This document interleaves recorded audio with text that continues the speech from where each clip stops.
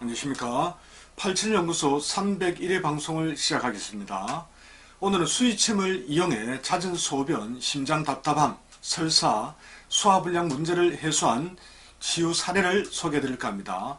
임상 대상은 40대 여성입니다.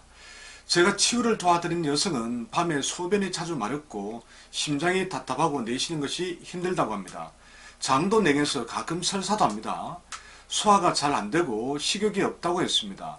두통이 잦은데 특히 편두통이 잘 생기는 편입니다. 가벼운 불면증도 있다고 하고요. 자, 이러한 증상이 발현된 원인이 대체 무엇일까요? 이분은 직업상 스트레스가 많습니다. 육아까지 하려니 심신이 더 지칠 수밖에 없겠지요. 그동안 몇 차례 수의침을 활용해 도움을 드렸습니다. 처음 오실 때보다는 좋아졌고 치유를 받을 때마다 그 즉시 효과를 보시긴 했습니다. 하지만 다시 또 힘들어지기를 반복하고 있습니다.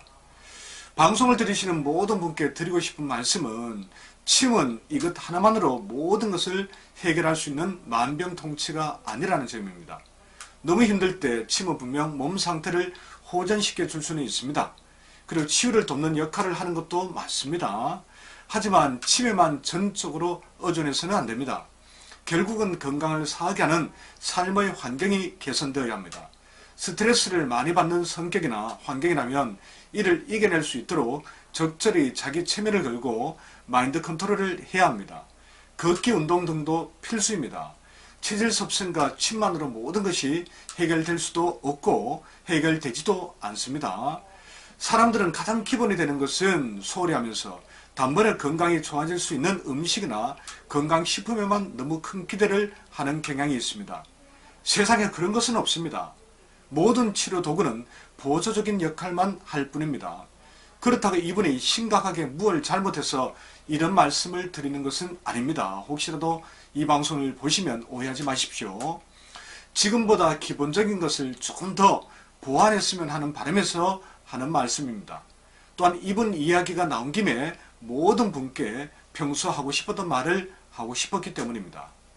자, 그럼 이번에는 오장육부 상태와 구체적인 수의침 적용에 대해서 말씀드리겠습니다. 첫째, 밤에 소변이 잦은 것은 방광이 냉할 가능성이 매우 높다는 겁니다. 경혈 반응을 확인해보니 실제로 방광이 냉했습니다. 그래서 수의침으로 골륜보 통곡사를 놓았습니다.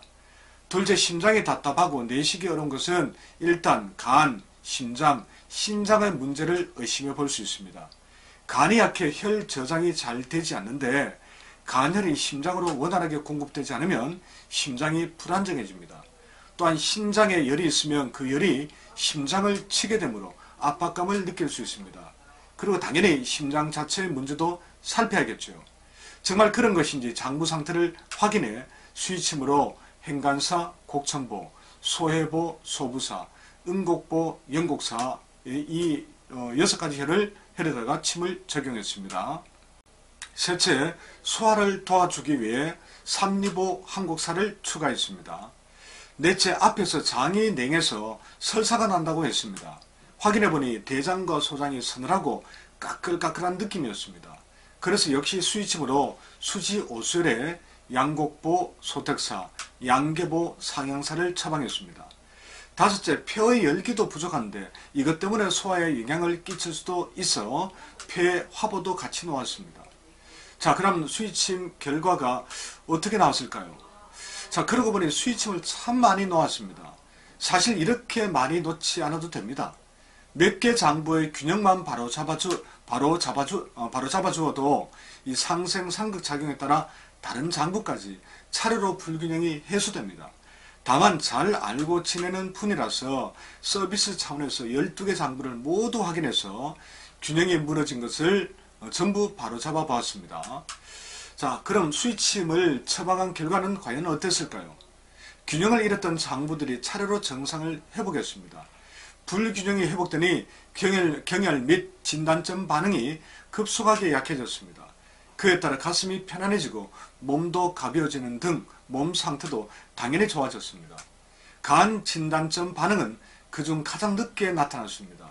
이 녀석이 병의 뿌리였던가 봅니다. 외곽을 둘러싸고 있던 사기는 빠르게 허물어졌지만 대장 역할을 하는 장부는 끝까지 깃발 들고 버티는 법이라 상대적으로 회복 속도가 늦는 것이 아니겠습니까? 참고로 위 치유 사례는 일반 침이 아닌 민간요법에 해당하는 수의침을 놓았던 경험을 정리한 것입니다. 금전적인 대가 역시 받은 적이 없음을 밝혀둡니다. 자, 그리고 이분의 지인 되시는 분이 예전에 저에게 메니에르 증상 때문에 수의침을 맞은 적이 있습니다. 근데 오늘에서야 이분을 통해 그 결과를 전해드렸습니다. 그렇게 힘들었던 메니에르 증상이 수의침 처방 한 번만에 치료되었다고 하더군요.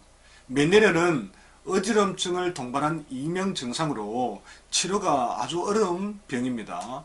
그런데 한 번에 좋아지다니 저도 믿기지가 않더군요. 운이 아주 좋았던가 봅니다. 자, 그럼 치유된 결과를 87나라 카페에 올려주었으면 좋았을 텐데요. 사실 이분뿐만이 아닙니다.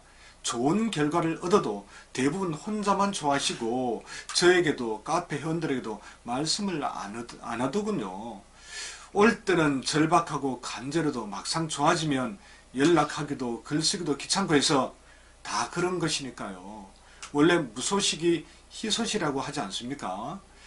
자, 지금까지 수의침으로 설사, 두통, 잦은 소변, 가슴 답답한 등의 치유를 도와준 사례를 소개해드렸습니다. 일단 증상은 대부분 잡혔습니다. 하지만 좋아진 상태가 얼마나 유지될지는 알 수 없습니다.